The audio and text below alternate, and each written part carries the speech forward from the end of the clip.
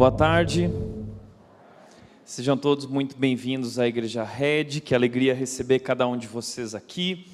Hoje nós estamos iniciando uma nova série de mensagens chamada A Grande Missão ou A Grande Omissão. E é a sua resposta aos temas que nós vamos abordar aqui que vai definir se é uma grande missão na sua vida ou uma grande omissão da sua vida.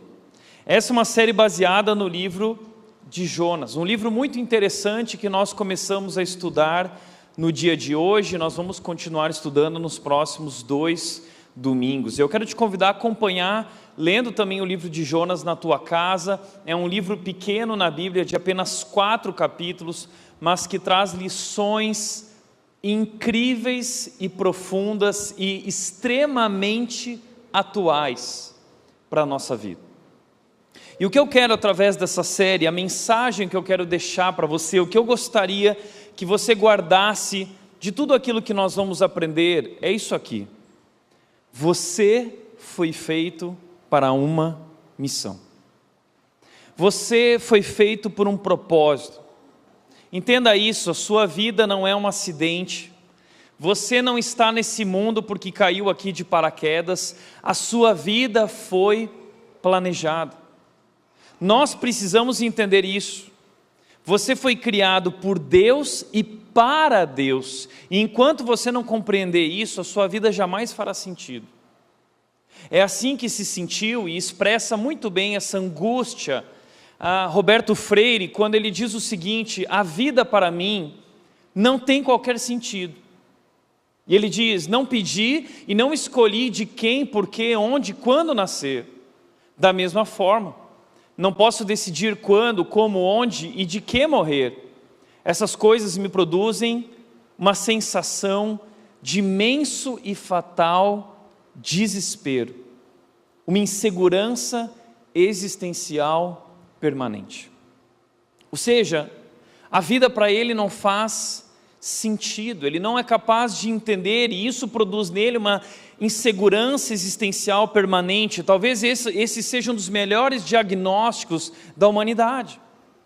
Os seres humanos vivem pela falta de propósito e falta de sentido, essa insegurança existencial permanente. Henri Thoreau descreveu essa insegurança e desespero dizendo o seguinte: a grande maioria dos homens vive uma vida de silencioso desespero.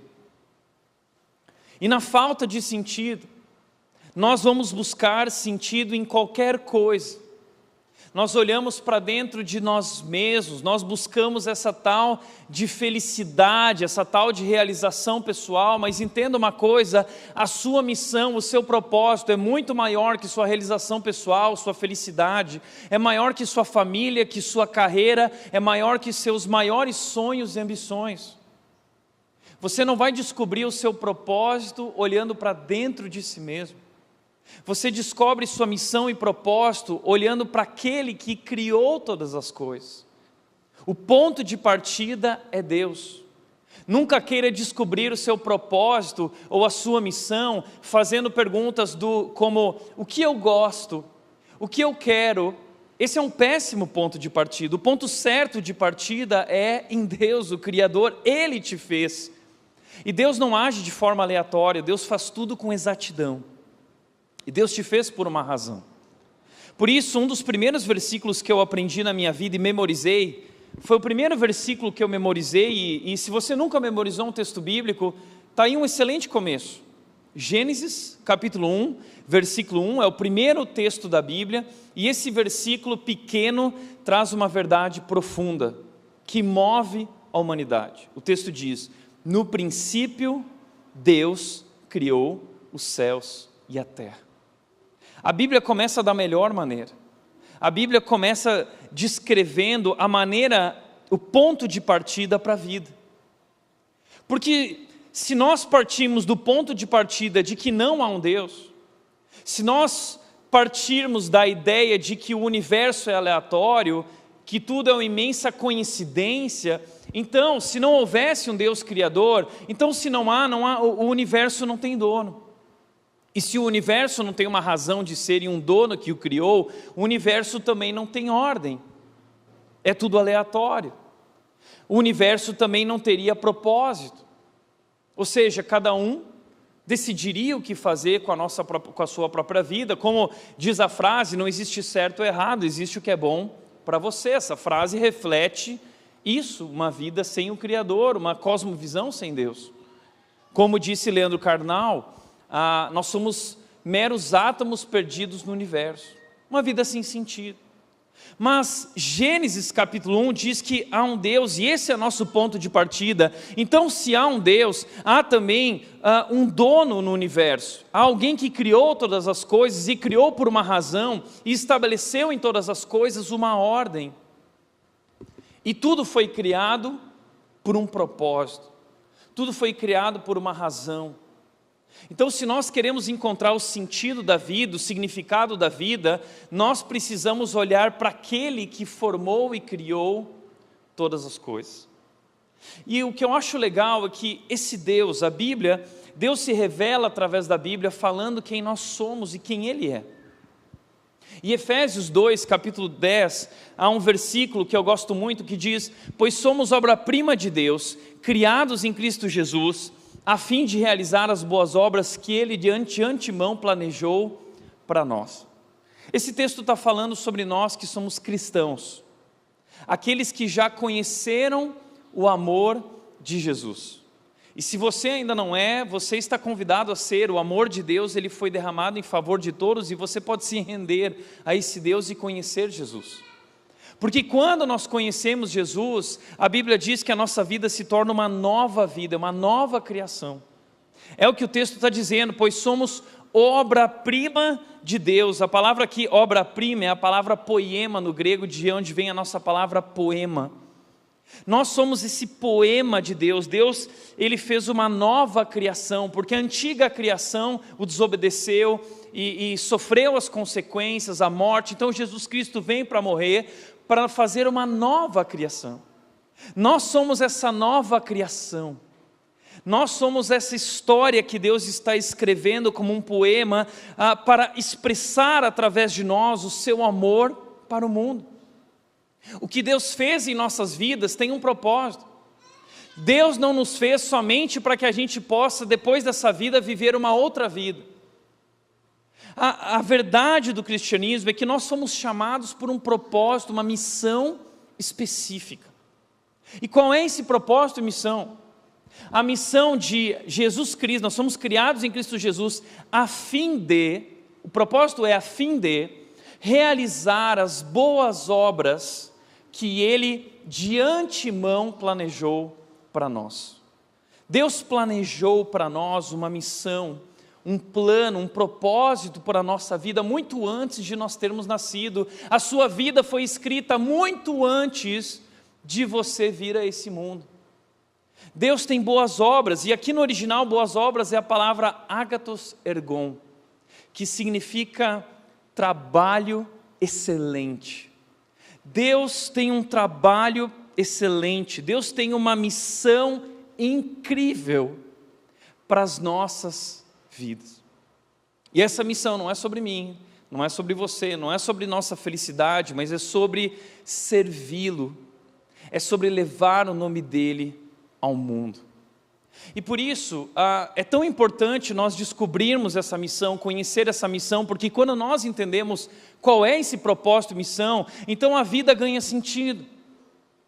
Não há nada mais desesperador que viver sem sentido, viver sem propósito. Talvez essa é a razão porque a vida se tornou tão pesarosa, tão difícil, tão dura para você. Essa é a razão porque talvez você tenha tido dificuldades no casamento, ou no trabalho, na carreira, porque você não consegue enxergar o significado, o propósito através de tudo isso. Quanto maior o propósito, maior é nossa alegria e entusiasmo para poder viver tudo isso. Se você não conhecer sua missão, você vai ter dificuldade para estabelecer prioridades. Conhecer a missão nos ajuda a estabelecer prioridades, nos ajuda a simplificar a vida, nos ajuda a tomar decisões, nos ajuda a encontrar o caminho certo. Porque como disse lá o desenho da Alice no País das Maravilhas, para quem não sabe para onde vai, qualquer caminho serve. Então, quando nós conhecemos a missão e o propósito de Deus para nós, nós somos capazes de compreender qual é o caminho e seguir na direção certa e fazer boas escolhas. Conhecer nossa missão traz motivação e entusiasmo para viver. Pequenas coisas ganham grande significado e nós fazemos pequenas coisas com muito entusiasmo. Por último, conhecer a sua missão prepara você para a eternidade. Porque nós não fomos criados apenas para esta vida. Existe uma vida além dessa vida, que Jesus chama de vida eterna. E para nós que estamos em Cristo, essa vida já começou.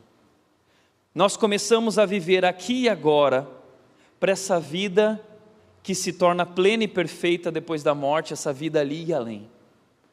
E tudo que nós fazemos hoje aqui se conecta com aquele momento. É uma construção. E Deus quer que você comece a viver por isso hoje. Paulo decidiu viver essa missão. E isso era tão empolgante para ele, isso era tão valoroso para ele, que ele escreveu em Atos 20, 24, o apóstolo Paulo disse o seguinte: mas a minha vida não vale coisa alguma para mim, a menos que eu a use para completar a minha carreira e a missão que me foi confiada pelo Senhor Jesus. Ele está dizendo, a minha vida não tem valor nenhum. Eu quero viver, se eu não puder cumprir a minha missão, a minha vida não faz sentido. Eu quero viver a missão que Jesus tem para mim. E o contexto que Paulo fala isso é um contexto em que ele está na igreja de Éfeso e ele quer ir para Jerusalém. E o pessoal diz, não Paulo, não vai porque eles vão te matar lá. E o pessoal quer que Paulo fique ali, dizendo, olha, sua vida está correndo risco. E Paulo diz, eu não me importo. O importante para mim é a missão.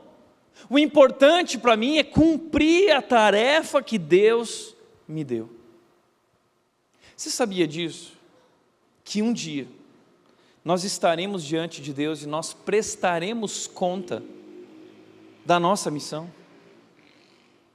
Deus te convocou. Se você é um cristão, depois do seu batismo, você foi convocado para fazer parte dessa missão, para viver por essa missão.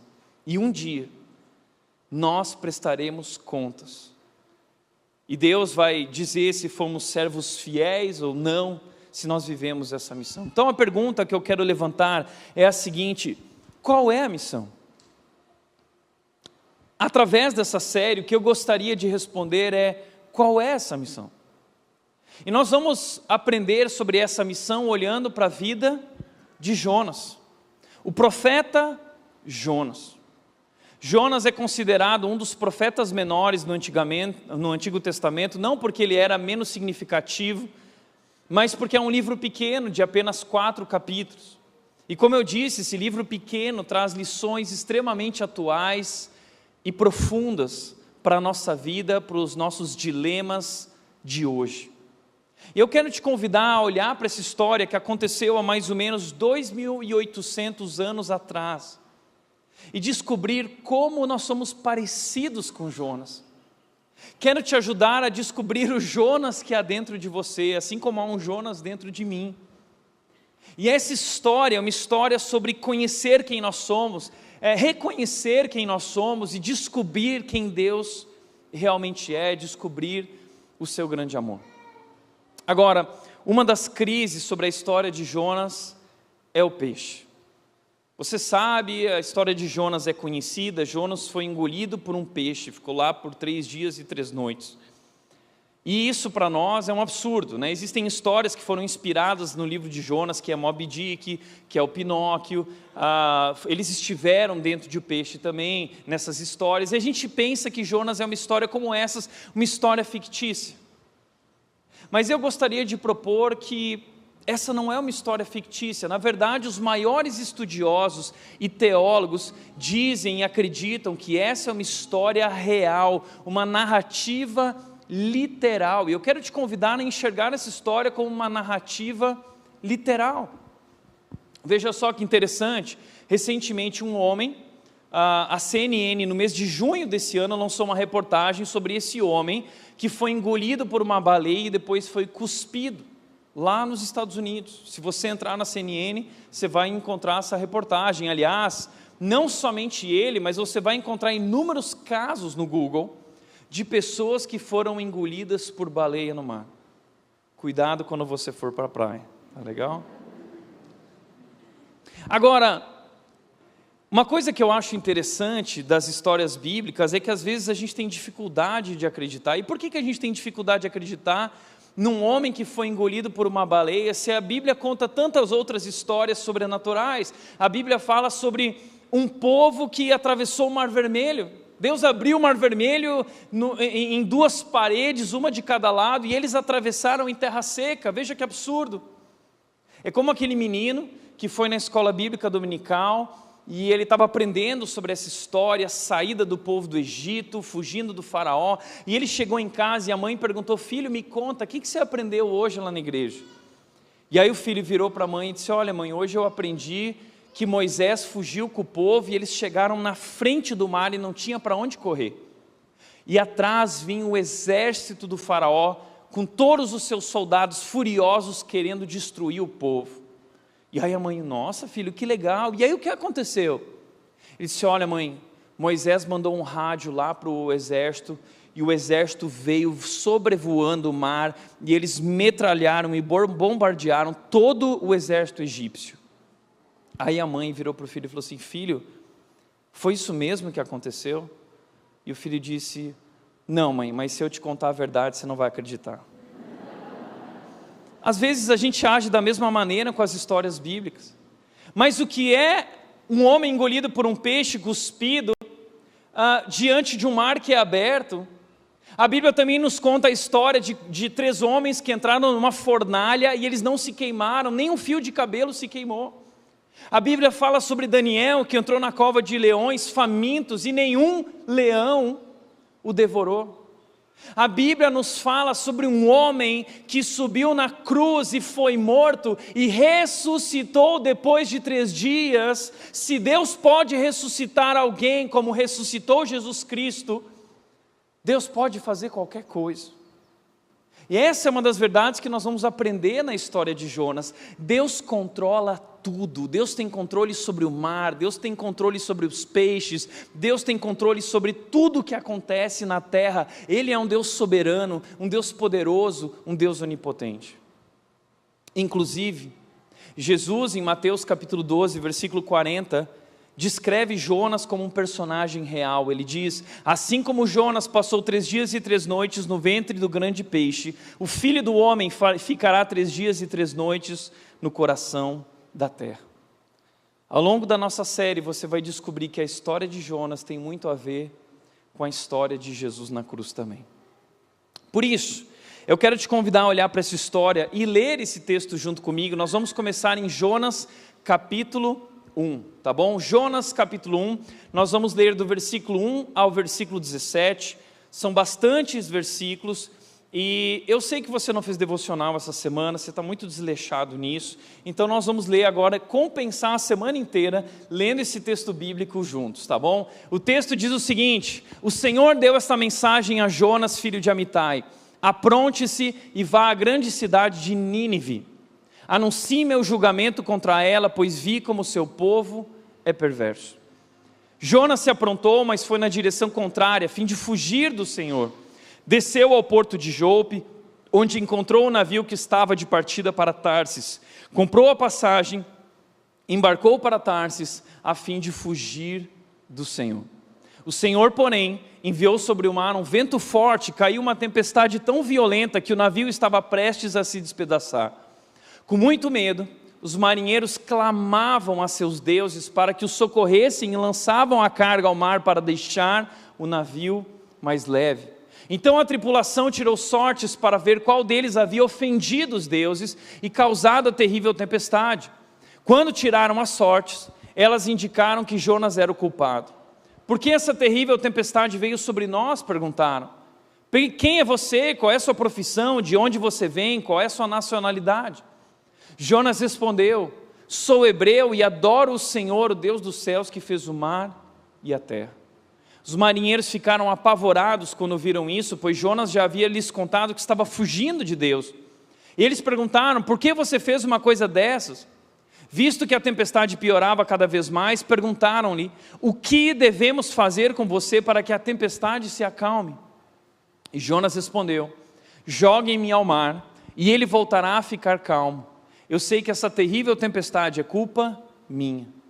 Em vez disso, os marinheiros remaram com ainda mais força para levar a embarcação à terra, mas não conseguiram, pois o mar tempestuoso havia se tornado muito violento. Então clamaram ao Senhor e disseram: ó Senhor, não nos deixes morrer por causa deste homem, não nos responsabilizes pela morte dele. Ó Senhor, tu sabes os motivos por que enviaste essa tempestade sobre ele.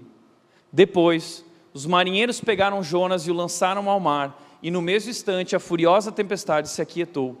Espantados com o grande poder do Senhor, os marinheiros lhe ofereceram um sacrifício e firmaram o compromisso de servi-lo. O Senhor fez que um grande peixe engolisse Jonas, e Jonas ficou dentro do peixe por 3 dias e 3 noites. Esse é o capítulo 1 de Jonas. E eu quero te trazer 5 verdades sobre a nossa missão, a sua missão, a minha missão, através desses 17 versículos. A primeira verdade é que a minha missão, ela é revelada pela palavra de Deus. O versículo 1 diz: o Senhor deu essa mensagem a Jonas, filho de Amitai. Jonas é um profeta. Existiam 2 figuras no Antigo Testamento, o profeta e o sacerdote. O sacerdote representava o povo diante de Deus, fazia sacrifícios em nome do povo para Deus. O profeta representava Deus diante do povo. Deus falava com o profeta para anunciar uma mensagem para o seu povo. E é isso que Deus está fazendo. Deus traz uma mensagem, Deus fala com Jonas porque Deus tem uma missão para Jonas. Sempre que eu vejo esses momentos, eu acho isso muito interessante. Não é que Deus aparece e fala com alguém. Já viu alguém falando isso? Alguém dizendo assim: Deus falou comigo. E aí a gente fica curioso, a gente fica intrigado. Puxa, Deus nunca falou comigo, né? E a gente fica assim pensando: eu também gostaria que um dia Deus aparecesse para mim e falasse comigo. A gente fica imaginando algo tipo Cid Moreira, né? Tiago, Jonas, Jabulani, né? A gente fica imaginando o Cid Moreira falando, e a gente gostaria que Deus falasse com a gente da mesma maneira. A questão é que Deus fala conosco da mesma maneira. Deus fala conosco através da sua palavra. Qual é a diferença do tempo de Jonas para o tempo de hoje? A diferença no tempo de Jonas é que a Bíblia não havia sido escrita. A Bíblia estava nesse processo de ser escrita, e Deus usou esses homens, Deus usou suas vidas, Deus usou suas histórias e falou com eles para transmitir essa verdade atemporal e ela chegar até nós. E hoje nós temos então a Bíblia completa, sua história continua sendo vivida, mas a Bíblia está completa, Antigo Testamento e Novo Testamento, revelando quem Deus é. O Deus Criador se revelando a nós, revelando quem Ele é, quem nós somos, qual a missão e o propósito que Ele tem para as nossas vidas. Então, a vontade de Deus não é mais um mistério. Porque a gente imagina às vezes que para descobrir a vontade de Deus, a gente precisa ir buscar aquela tia de oração, que é uma mulher que vive orando a Deus, e você, todo mundo tem aquela tia de oração, né? Aí vai lá na tia de oração porque quer ouvir alguma mensagem de Deus sobre a vontade dele para a sua vida. Às vezes a gente pensa que descobrir a vontade de Deus, a gente precisa subir lá no alto da montanha, né? E orar lá no alto da montanha, porque é lá no alto da montanha que Deus se revela. Eu vi um culto de um pastor, esses dias o pastor falando isso: você vai orar, tem que orar na montanha. Já viu o crente indo orar na montanha? Que quer descobrir a vontade de Deus, quer ouvir a voz de Deus? E aí muita gente me pergunta o seguinte: o que você acha de ir orar na montanha? E eu sempre digo o seguinte: olha, se você for orar na montanha, pede autorização para o dono da montanha para subir lá. Porque eu conheço um grupo de pessoas em Vinhedo que foi orar na montanha e depois acabaram tudo na delegacia, que não tinham pedido autorização. Então a minha opinião é o seguinte, meu amigo: você não precisa subir na montanha para descobrir a vontade de Deus. A Bíblia diz: quando você orar, vá para o seu quarto. Não é uma questão geográfica que vai trazer a verdade para você, é uma questão de disposição, de tomar vergonha na cara, abrir sua Bíblia e descobrir a verdade que está revelada. É simples assim, ler e obedecer. A vontade de Deus, eu não preciso ir até o Tibete, lá buscar um monge do Tibete. Eu lembro daquele filme na sessão da tarde, O Rapto do Menino Dourado, não sei quem lembra desse filme, com Ed Murphy. E agora ressuscitou, né? Agora eu denunciei minha idade. E aí o Ed Murphy chega lá para aquele monge, os monges estão todos lá parados, e ele quer falar com o monge, aí a pessoa explica para ele, não, para falar com o monge você precisa rolar o rolo aqui, ó. E ele começa a rolar o rolo lá, e ele fala assim, ó monge, como eu posso descobrir o meu propósito? E a gente age assim com Deus às vezes, né? Ó Deus, fale para mim, revele sua vontade. E às vezes eu fico imaginando Deus dando um tapa na cara, falando assim, toma vergonha na cara e vai ler minha palavra, eu já revelei a minha vontade. Está escrito, tudo que você precisa conhecer sobre mim foi revelado. 2 Timóteo 3,16 diz, toda a Escritura, a Bíblia, a Palavra de Deus é inspirada por mim, eu inspirei, é a minha revelação, é Deus se revelando, esse Deus Criador que criou os céus e a terra, Ele se revelou. Ele não deixou a sua vontade guardada como um mistério e que nós precisamos ir, como alguém já disse aqui, numa conferência que vai destravar o mistério. Não, Ele já destravou, Ele já liberou, está dentro da sua Bíblia, tem vários aplicativos aí, você pode ler a Bíblia em várias versões. É só isso, é tudo isso. A Bíblia é inspirada por Deus e ela é útil para nos ensinar o que é verdadeiro. A gente vive num mundo de muitas verdades. Hoje o pessoal fala que a gente vive no mundo no mundo que não existe mais verdades absolutas, né? Mas a Bíblia mostra para nós que há uma verdade absoluta. A Bíblia nos mostra qual é essa verdade absoluta. Então o mundo tem muitos achismos, o mundo tem muitas opiniões, mas nós temos um livro que nos revela a vontade de Deus, o plano de Deus, o propósito de Deus específico para toda a vida humana. Está ali. E diz esse texto, Deus a usa para preparar e capacitar seu povo para toda boa obra.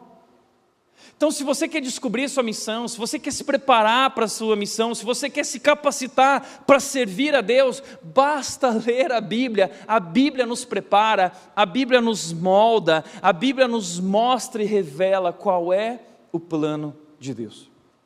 Por isso, eu lembro que muita gente às vezes perguntava, Tiago, como foi o seu chamado? E a gente às vezes fica pensando em chamado dessa forma, assim, né, de que como Deus chamou Jonas, né, uma voz, tal, aquela coisa. E eu lembro uma vez eu entrevistei um grupo de missionários, pastores, e cada um foi descrevendo o seu momento de chamado, até que chegou uma missionária de Asas de Socorro, lá de Anápolis, e a resposta dela foi brilhante. Ela disse assim, meu chamado aconteceu da seguinte forma, eu abri a Bíblia, eu li a Bíblia, e eu descobri que tinha sido chamado. É isso. Se você ler a Bíblia, você vai descobrir essa grande verdade. Você foi chamado, você foi convocado. E quanto mais você ler a Bíblia, mais você vai descobrir sobre a sua missão e propósito. Por isso, a segunda coisa que eu gostaria de dizer é que a minha missão requer desapego e disposição. Minha missão requer desapego e disposição. O texto diz, apronte-se e vá à grande cidade de Nínive, anuncie meu julgamento contra ela, pois vi como seu povo é perverso. Apronte-se e vá. A ideia aqui no original é a ideia de levanta. Levanta, Jonas. Deus convida Jonas a um movimento, a dar um passo, a deixar sua zona de segurança e partir para uma zona de risco e vulnerabilidade. Jonas, ele nasceu numa cidade pequena, Jonas mora numa cidade que tem 500 habitantes, mais ou menos. E Deus chama ele agora para ir à grande cidade de Nínive, para levar uma mensagem. Isso é algo inédito na história da Bíblia, porque até então, nunca Deus tinha usado um profeta para sair da sua terra e ir para uma outra terra. Não, os profetas anunciavam a mensagem para o seu povo. E Deus faz algo diferente. E Deus diz, Jonas, levanta e vai. Vai porque eu tenho uma missão para a tua vida. Então nós precisamos, se nós queremos cumprir nossa missão, a gente precisa levantar. a gente precisa levantar do sofá, porque nós somos essa geração hoje ativista de sofá. A gente discute e combate as grandes causas do mundo digitando no celular. A gente move o dedo só para digitar o celular, mas a gente não move um dedo para agir, para realmente fazer algo e transformar. Nós somos essa geração que fica debatendo nas redes sociais, mas não se levanta para realmente se oferecer e transformar, fazer alguma diferença. E talvez esse é o maior vício do nosso século, ninguém fala sobre isso, mas o vício é o pior, o conforto é o pior vício que existe. O conforto, ele nos impede de crescer, de viver nossa missão, ele destrói completamente nossas vidas, e nós fomos moldados por essa cultura do conforto, nós nos sentimos bem, confortáveis, nós queremos servir a Deus, mas a gente não quer ter trabalho, a gente não quer precisar levantar. Será que eu posso te servir, Deus, só curtindo no Instagram os posts da Red? Deus te chamou para muito mais do que isso. Eu lembro que quando eu recebi meu chamado, eu deixei o Rio Grande do Sul quando eu tinha 17 anos. Eu lembro do dia que eu estava deixando a minha cidade, eu lembro quando aquele ônibus apareceu, escrito São Paulo, era o destino. E eu entrei naquele ônibus, e quando eu entrei naquele ônibus, eu olhei para fora do ônibus e eu vi tudo que eu estava deixando. Eu estava deixando meus pais, minha família, estava deixando meus irmãos, estava deixando meus amigos de igreja, estava deixando tudo ali, inclusive aquela que na época eu achava que seria a mulher da minha vida, estava lá chorando, e eu chorando dentro do ônibus, e ela olhando e falando assim: o que você está fazendo? Desapego e disposição para cumprir o chamado. E eu lembro que eu vim para São Paulo, foram 18 horas de viagem dentro daquele ônibus, pensando em tudo que eu estava deixando. E eu lembro que quando eu cheguei em São Paulo, eu não conhecia nada em São Paulo, não conhecia ninguém em São Paulo. Tudo que eu sabia sobre São Paulo era o que eu via no Cidade Alerta. E aí eu cheguei na rodoviária do Tietê, peguei minhas malas e eu fiquei desesperado, eu suava frio, eu não sabia para onde eu ia. Mas vivendo esse entusiasmo de viver pelo propósito, de viver pela missão de Deus. Agora entenda uma coisa, esse chamado, essa missão, não é só para quem é pastor, não é só para uma elite espiritual. Como disse o Tim Keller, ele disse o seguinte: embora não sejamos todos chamados a ser pregadores ou missionários, todo crente é chamado a ir. Todo mundo foi chamado para ir. Entenda isso, você também foi chamado por Deus. No passado as igrejas diziam o seguinte: uns vão, outros oram e outros contribuem. Alguns foi dada a tarefa de ir, a outros foi dada a tarefa de orar e a outros foi dada a tarefa de contribuir. Mentira! Se você ler a Bíblia, você vai descobrir que o ir é para todo mundo, o orar é para todo mundo, o contribuir é para todo mundo. Todos nós fomos chamados. Entenda, Jesus na vida cristã, primeiramente Ele nos chama para vir, mas Jesus também nos chama para ir por Ele. Então, em Mateus 11, 28, Jesus diz: venham a mim. Nós conhecemos Jesus assim, Ele nos abraça, Ele nos recebe, Ele nos acolhe, Ele nos ama, mas depois que nós desfrutamos e somos transformados por esse amor, Ele nos envia, Ele diz: vão. Em Mateus 11, 28 ele diz: venham. Em Mateus 20, 28 ele diz: agora vão. E seja uma expressão desse amor. Vá. Todos nós fomos convocados para esse chamado. E ele continua dizendo: todo crente é chamado a isso. Significa estar disposto a deixar sua proteção, deixar sua segurança, para compartilhar as boas novas de Jesus com outros. E presta atenção, isso pode ou não implicar o fato de deixar locais físicos. Não significa que você tem que ir atravessar os mares, tem que ir para outro estado, não é isso. Deus está te chamando para ir ao encontro do outro, mas sempre significa risco e vulnerabilidade. E ele continua dizendo: missão não é apenas para uma elite espiritual, ou para os que estão descansados, ou para as pessoas que têm o dom da palavra, ou personalidades extrovertidas. Missão é para toda pessoa que pertence a Cristo. Todos nós fomos chamados a essa grande missão. E é assim porque Deus é por natureza um Deus que envia. Ele nunca nos chama para nos abençoar se também nos enviar para ser bênção para os outros. Esse é o nosso problema, muitas vezes como cristão. Nós somos esse povo que quer as bênçãos, mas não quer abençoar. Só que Deus não nos chamou apenas para nos abençoar, Ele nos chamou para ser bênção. Foi o que Ele disse para Abraão. Ele disse a Abraão: agora sai e vai e sê tu uma bênção. Deus nos acolhe, Deus nos ama, Deus nos salva, Deus nos transforma, Deus nos envia. E esse envio requer essa disposição e esse desapego em muitos momentos da nossa vida, para a gente aprender a parar de olhar só para nós mesmos, para o nosso próprio umbigo e perceber que tem pessoas que precisam desse amor tanto quanto nós. E talvez a maior distância que nós temos a percorrer para cumprir essa missão não seja atravessar os mares. Talvez a maior distância que nós temos a percorrer seja cruzar o corredor da nossa casa e falar de Jesus aos nossos filhos. Talvez o maior corredor, talvez a maior distância que nós temos que atravessar é a distância da nossa cama, king size. Porque do lado direito está você, do outro lado está o seu cônjuge. E você precisa expressar esse amor na direção dele, mas talvez essa seja a maior distância hoje intransponível na sua vida, porque você não quer amar aquele que talvez se tornou um inimigo para você. Eu lembro que no passado todo mundo falava da janela 1040, uma região do mundo onde o evangelho não tinha chegado. E todo mundo queria ir para a janela 1040, mas deixa eu te falar uma coisa, talvez a janela inalcançada hoje seja apenas a janela do teu vizinho. E você só precisa cruzar a rua da tua casa para falar de Jesus para ele. Nós somos como Jonas, nós não queremos ir, nós queremos ficar, nós queremos curtir, nós queremos desfrutar, mas nós não queremos ser bênção. Por isso, em terceiro lugar, eu diria que minha missão é sobre levar amor e salvação. Por que Jonas não quer ir?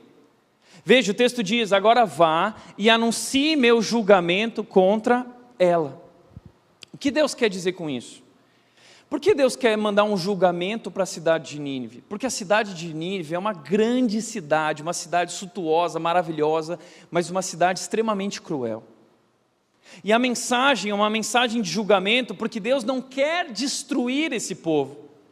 Deus, ele demonstra aqui quão amoroso, quão misericordioso ele é, como diz 2 de Pedro 3,9, Deus é paciente, não quer que ninguém se perca, ele quer que todos possam se arrepender, e Deus então usa Jonas para levar essa mensagem, e a ideia de Deus, o propósito de Deus é que esse povo se arrependa, e esse é o problema de Jonas. Jonas não quer compartilhar a mensagem do amor de Deus com essas pessoas, porque ele acha que essas pessoas não são dignas. Veja o que o texto diz, esse povo era perverso. Gente, esse povo era extremamente perverso. Os ninivitas eram os maiores inimigos do povo de Jonas, o maior inimigo do povo de Israel. O povo assírio era um povo que, onde eles chegavam, eles passavam por cima de tudo, eles acabavam com tudo, eles matavam as pessoas, eles matavam crianças, eles estupravam mulheres, eles esfolavam as pessoas vivas, eles decepavam a mão das pessoas, eles faziam montanhas de corpos, eles colocavam os crânios das pessoas em seus objetos, nas suas casas, como decoração. Eles deixavam corpos no caminho até Nínive, eles deixavam esses corpos expostos para que você não se aproximasse, para que você temesse quem eles eram. E é muito provável que a família de Jonas tenha sido atingida pela crueldade, pela violência dos ninivitas.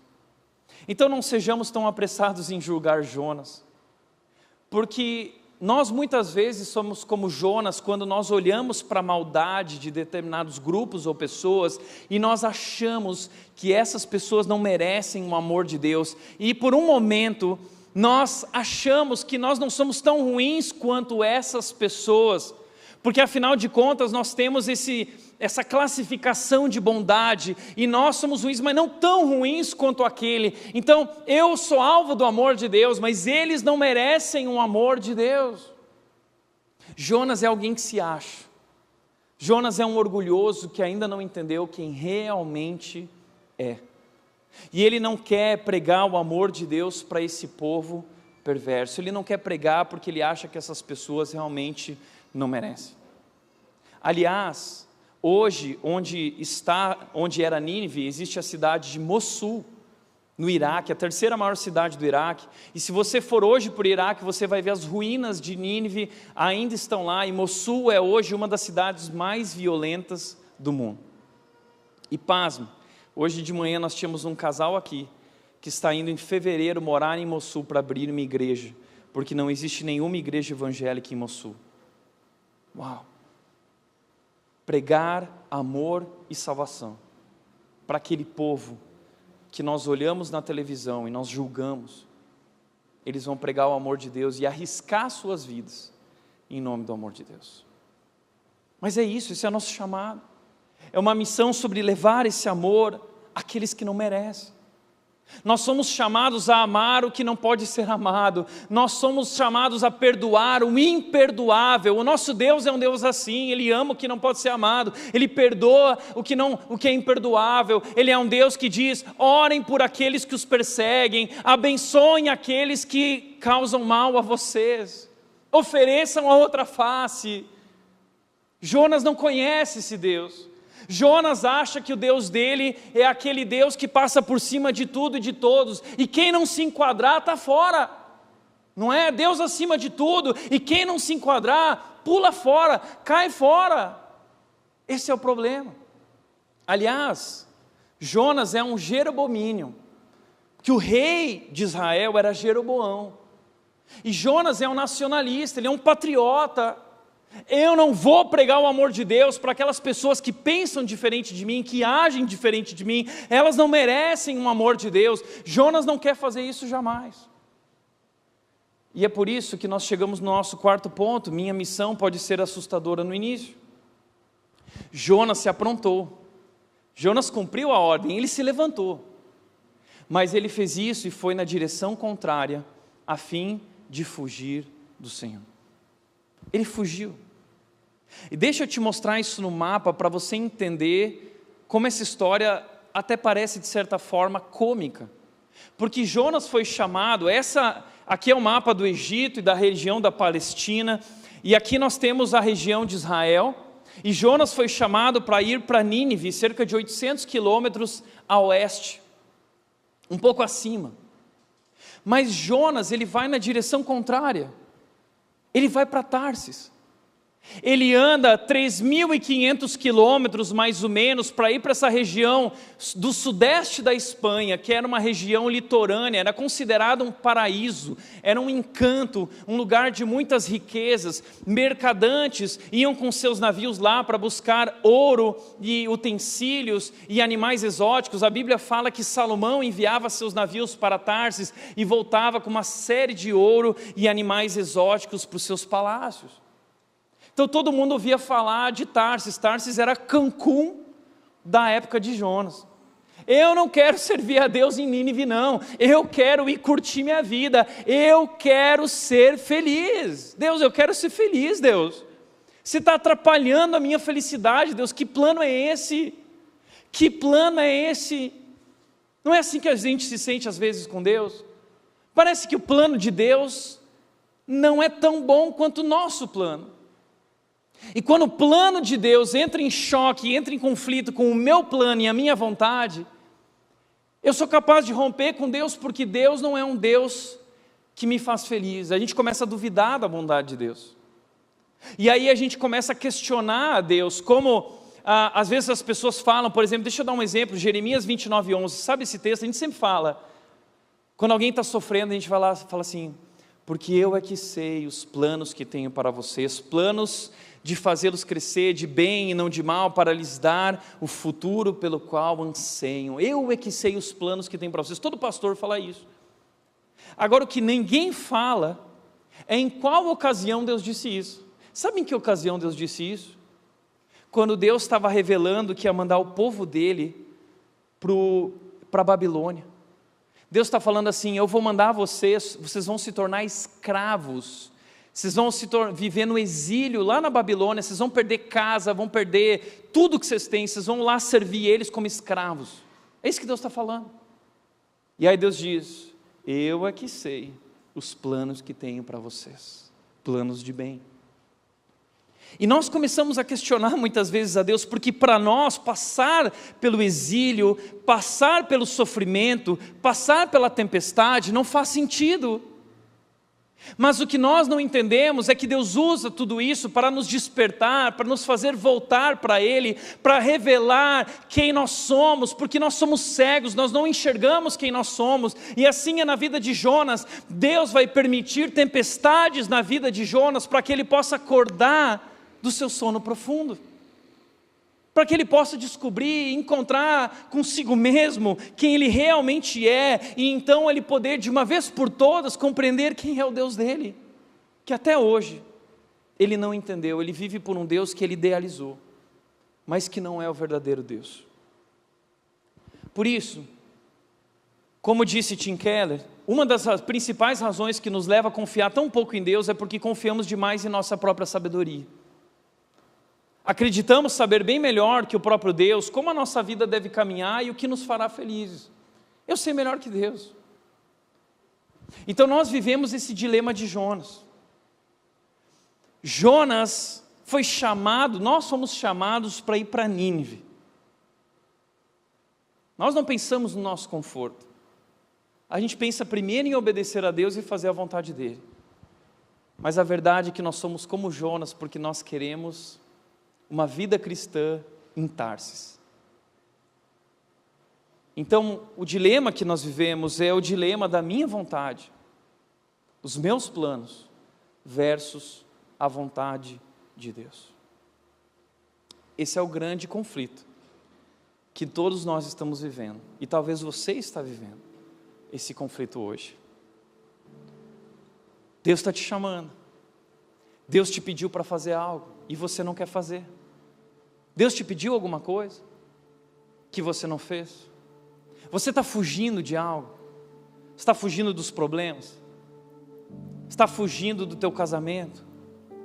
Está fugindo de questões que você precisa enfrentar finalmente?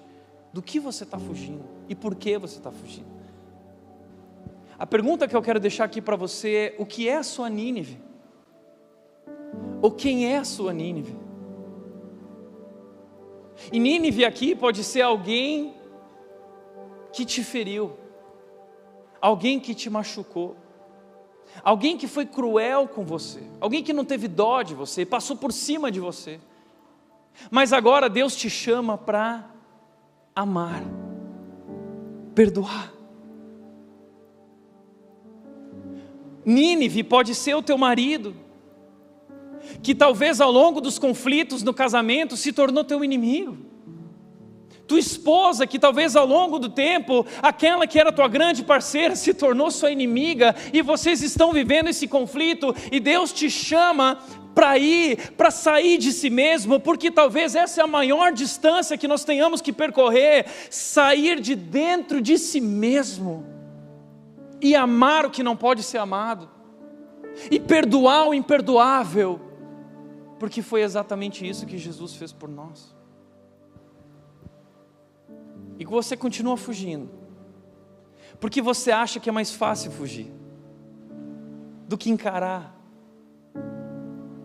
Nós somos como Jonas, a gente procura atalho, a gente procura esconderijo, a gente não quer enfrentar.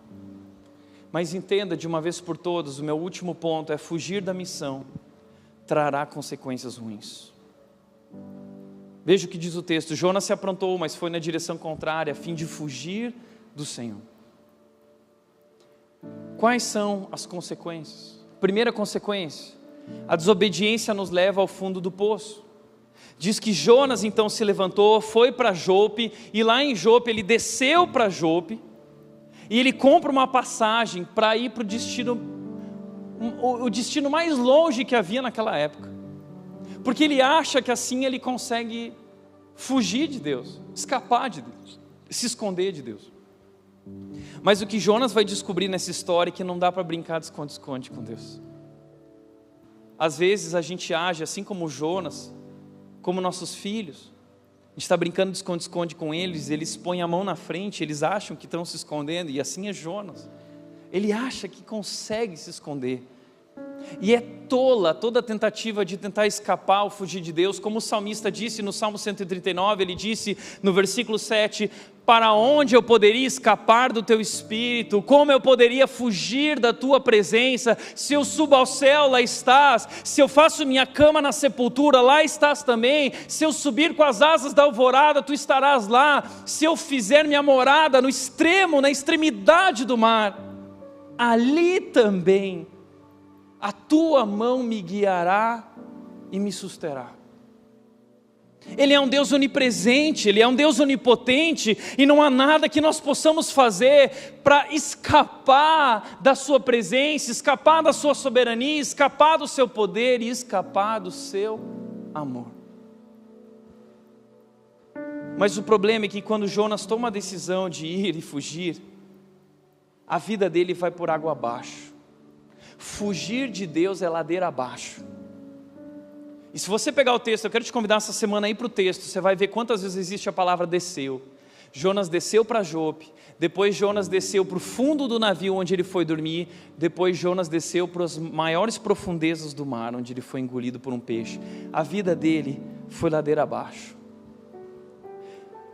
Então entenda isso, a desobediência nos leva ao fundo do poço, é um caminho sem volta.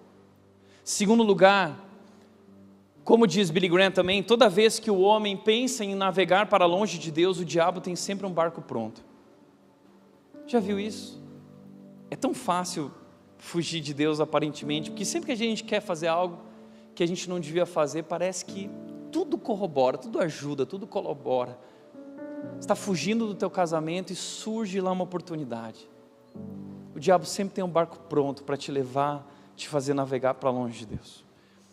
Segunda, a desobediência causa tempestades. O Senhor, porém, enviou sobre o mar um vento forte, caiu uma tempestade tão violenta que o navio estava prestes a se despedaçar. Tempestade fustigando o navio. Os marinheiros começaram a tirar as cargas para tentar deixar o navio mais leve, mas nada dava conta, eles estavam desesperados. Entenda isso. Toda desobediência tem uma tempestade vinculada a si. Toda tempestade, todo ato de desobediência a Deus tem uma tempestade vinculada a si. Nem toda dificuldade é fruto da nossa desobediência, mas toda desobediência gera desapontamentos, gera problemas, gera tempestades, gera turbilhões, gera vazios existenciais. Toda desobediência gera tempestades. E talvez hoje, você está vivendo uma grande tempestade, um turbilhão, e você não sabe como sair dessa. E você questiona Deus dizendo o seguinte: Deus, como o Senhor pode agir assim? Se Deus permite tempestades, então Deus não pode ser um Deus bom. Agora entenda, tempestades são enviadas por Deus, assim como na vida de Jonas, não para nos destruir, mas para nos moldar e nos dar uma oportunidade de mudança de direção. Tempestades e adversidades nos moldam, nos proporcionam uma mudança de direção. Tempestades são pedagógicas. Deus permite para nos fazer acordar e nos levar na direção da sua vontade. Por isso, também, como disse Derek Jenner, o pecado gera tensões na estrutura da vida que só podem terminar em colapso. Se você fez escolhas que vão na direção contrária da vontade de Deus, saiba qual é o resultado final: é colapso. Não há vida, verdadeira vida abundante, senão dentro da vontade de Deus. E por último, a desobediência afeta outras pessoas. Jonas capítulo 1 versículo 5 diz: com muito medo os marinheiros clamavam a seus deuses para que os socorressem e lançavam a carga ao mar para deixar o navio mais leve. Então, a desobediência de Jonas não afetou somente a vida dele, afetou as pessoas ao seu redor. E entenda isso, a nossa desobediência ao plano de Deus, à vontade de Deus, não destrói só a nossa vida, mas destrói a vida da nossa família, destrói a vida dos teus filhos, destrói a vida daquelas pessoas que vivem ao nosso redor e elas pagam o preço por conta da nossa omissão. E talvez hoje tem muitas esposas aqui sofrendo por maridos que estão fugindo de Deus. E talvez hoje tem muitos maridos aqui que foram feridos por esposas que estão fugindo de Deus. Talvez existem filhos, crianças que estão feridas e sofrendo por pais que no seu casamento estão fugindo de Deus. Já parou para pensar nisso? O meu pecado e o seu pecado afeta mais pessoas que nós gostaríamos de ferir, e ele machuca, e nós não temos controle disso. Mas o pior de tudo nessa história, que o texto diz, versículos 5 e 6, enquanto isso, Jonas dormia profundamente no porão. Então o capitão desceu para falar com ele e disse, como pode dormir numa situação dessas? Enquanto isso, enquanto o mundo desaba, enquanto há uma grande tempestade, Jonas dormia profundamente. Esse é um sono anestésico, é o sono da indiferença, é o sono do eu não estou nem aí. Você já falou isso para o teu marido, para a tua esposa? Eu não estou nem aí, não me importa o que vocês estão passando, eu quero ser feliz, é a minha vida. O pior buraco que alguém pode se enfiar ou afundar é dentro de si mesmo. E Jonas se enfiou nesse buraco, perdido dentro do seu próprio egoísmo, não é capaz de encarar a realidade ao seu redor e perceber quantas pessoas estão sofrendo por causa da sua omissão, por causa da sua desobediência. Jonas prefere dormir que amar. Jonas prefere dormir que perdoar. Jonas prefere dormir que servir a missão de Deus. Essa é a história de muitos aqui talvez. Mas a verdade é que esse caminho nos leva ao fundo. E então aqueles marinheiros falam com Jonas, Jonas conta a verdade, a culpa é minha. E os marinheiros não querem lançá-lo ao mar. Os marinheiros oram a Deus dizendo, Deus, nós não queremos, eles tentam dar um jeito, porque eles, diferente de Jonas, aquele que se diz representante de Deus não é capaz de amar, e pessoas que não conhecem esse Deus, amam mais que o próprio Jonas. Essa é a história do nosso cristianismo, nós somos os baluartes do amor, representantes do amor, mas há um mundo lá fora que muitas vezes ama muito mais do que nós somos capazes de amar. E eles fazem de tudo para ele não ir para o mar. Mas Jonas diz, não tem jeito. E eles pegam Jonas e lançam ao mar, nas profundezas do mar. Jonas desce. E esse seria o fim de Jonas, morto por afogamento nas profundezas do mar. Mas é então que surge um sinal da graça de Deus. Versículo 17. O Senhor fez que um grande peixe engolisse Jonas. E Jonas ficou dentro do peixe por 3 dias e 3 noites. Esse grande peixe é o sinal da graça de Deus, que resgata pecadores, egoístas, desobedientes, e os convida para uma transformação. E é dentro desse peixe que Jonas vai ter um encontro verdadeiro com Deus, que vai transformar a sua vida e seu coração. Mas essas são cenas do próximo capítulo, no domingo que vem. Eu quero te convidar para voltar aqui e conhecer essa história. Por isso, para refletir e praticar, em primeiro lugar, há algo que Deus lhe disse para fazer que você não está disposto a fazer? Segundo, o caminho da desobediência é um caminho de desapontamentos, é um caminho de alagamentos da alma, é um caminho de insegurança existencial, é um caminho de desespero. Mas a boa notícia é que não há lugar tão profundo que que o amor de Deus não possa alcançar. Não há um lugar tão distante que Deus não possa te resgatar. E talvez você fugiu de Deus. E você precisa aprender o que o salmista aprendeu. Eu não posso fugir da tua presença. Aonde eu for, lá o Senhor estará. E lá o Senhor se revela a nós com seu amor e sua graça transformadora. Amém? Feche teus olhos.